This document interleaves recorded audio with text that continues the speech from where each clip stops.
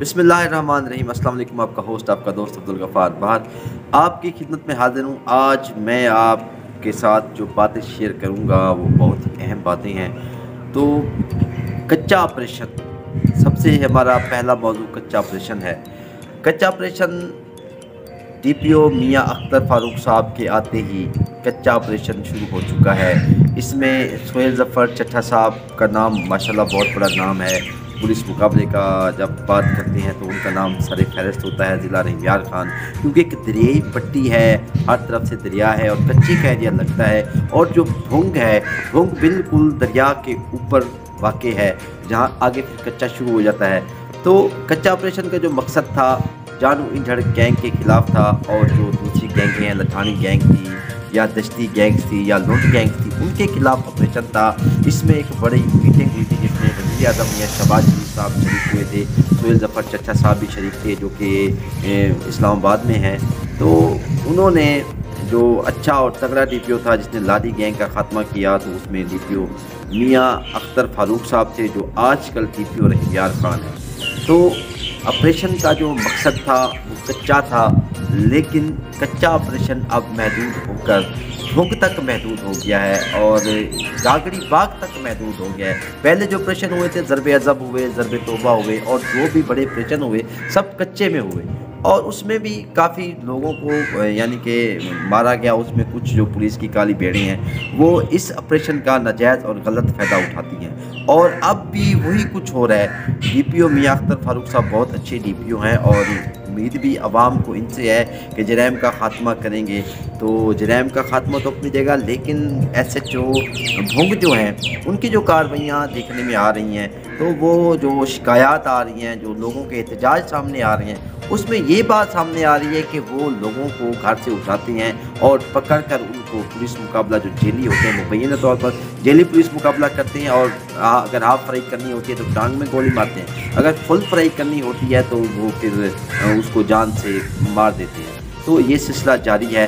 तो इसमें अभी तक पुलिस को कोई बड़ी कामयाबी हासिल नहीं हुई। सुल्तान शर को और उसके जो रिश्तेदार थे उनको रासा किया गया, और सुल्तान शर के जो बच्चे थे उनको पकड़ा गया, और 5-6 रोज़ तक उनको अपने पास पुलिस ने रखा, और उनसे यही मुतालबा किया जाता रहा, जो अंदर की खबरें हैं, कि सुल्तान शर जानूंजड़ को पेश कर दें, लेकिन सुल्तान शर जानूंजड़ को पेश ना कर सके। और इस तरह फिर सुल्तान शर को सिंध पुलिस ने पुलिस मुकाबले में बुलाकर उनको भी मार दिया गया और जेली मुकाबला शो कर दिया गया। इस तरह भुंग में भी यही सिलसिला जारी है, लोगों को घरों से उठाया जाता है और फिर मार दिया जाता है। तो अभी तक पुलिस को कोई बड़ी कामयाबी नहीं मिली है। तो मैं ये समझता हूँ कि जो अगर कोई इनको, अगर एक ये जो मुकदमात होती हैं, झूठे मुकदमात हो रही हैं, अगर कोई एक बंदा अगर मोबाइल चोरी करता है तो उस पर मोबाइल का पर्चा होना चाहिए, अगर कोई कलम चोरी करता है तो उस पर कलम का पर्चा होना चाहिए। लेकिन यहाँ ये सिस्टम नहीं है, यहाँ लगती है बोली। अगर कोई ज़्यादा पैसे दे देता है तो उसको छोड़ दिया जाता है, सारे गुनाह ख़त्म हो जाते हैं। अगर कोई पैसे नहीं देता, लोगों ने जो हमें बताया वो ये है कि नवीद वाला साहब जो हैं वो पैसे लेके सारा कुछ ये करते हैं, और अगर उनको कोई पैसे ना दे तो फिर वो उसको इंटर गैंग के साथ मिला दिया जाता है, लुड़ गैंग के साथ मिला दिया जाता है। झूठे मुकदमात का सिलसिला शुरू है। तो मैं डीपीओ साहब से ये रिक्वेस्ट करूँगा कि आप बहुत अच्छे डीपीओ हैं, तो सिर्फ इस ऑपरेशन को गागड़ी बाग तक महदूद ना किया जाए। इस ऑपरेशन को अगर पुलिस मुकाबला, अगर बड़े बड़े डाकू आप ख़त्म करना चाहते हैं और ऑपरेशन करना चाहते हैं, तो इस ऑपरेशन को जो है कच्चे की तरफ लेके जाए, इसको पक्के पर ना लेके आया जाए। और हमेशा देखने में आता है कि एक बंदे को उठाया जाता है, किसी भी बंदे को जराइम पेशा नहीं होता है, जिसके साथ डील अच्छी नहीं होती है तो उसको फिर तो मार दिया जाता है। तो ये सिलसिला अच्छा नहीं है, अदालत में जाना चाहिए, अदालतें होनी चाहिए। अगर जेनवन पुलिस मुकाबला, अगर आपके सामने बड़े से बड़ा डाकू सामने आ जाता है, आप उसका खात्मा कर दें, तो अभी तक तो मेरे ख्याल में ऐसा कुछ भी नहीं हुआ है। तो मैं डीपीओ साहब से रिक्वेस्ट करूँगा, आईजी पंजाब से रिक्वेस्ट करूँगा कि जो भुंग में हो रहा है, और ये देखने में, और ये एक और बात भी सामने आ रही है कि ये जो भुंग के जो हालात हैं जानबूझ के ख़राब किए जा रहे हैं। जो लोगों की खबरें हैं, जो सियासतदानों की खबरें हैं, जो अंदर की खबरें हैं, वो ये हैं कि यहाँ पे इंटरचेंज, रईस मुनीर अहमद की बड़ी काविश है। इंटरचेंज बनने से यहाँ के जो अवाम हैं, या आप कच्चे के इलाके को हमेशा आप कहते हैं कि ये बड़ा जुर्म का गढ़ है, ये है वो है, साथ कच्चा लगता है। तो लेकिन मैं ये समझता हूँ कि अगर रईस साहबान यहाँ पे हैं तो उनकी वजह से यहाँ पे कुछ ना कुछ अमन भी होता है, और रईस साहबान को डेवलपमेंट भी करते हैं, वहाँ पे काम भी करते हैं। तो रईस साहबान की जो खिदमात हैं हैं। अगर भोंग मस्जिद को देखा जाए तो उसमें दुनिया भर से सियाह आते हैं मस्जिद को देखने के लिए। और वहाँ पे जो अस्पताल है, इंडस अस्पताल है, लोग पहले जाया करते थे शेख ज़ायद अस्पताल, दूसरे अस्पतालों में, वहाँ पे बड़ी ज़बरदस्त वहाँ पे सहूलत मिल रही है आवाम को। अब फिर रैत की काबिज से वहाँ पे सर्कल ऑफिस भोंग भी बना दिया गया, लेकिन वहाँ पे कोई डीएसपी अभी तक नहीं आया है, तो उसको भी शाहजेब चाचड़ साहब देख रहे हैं।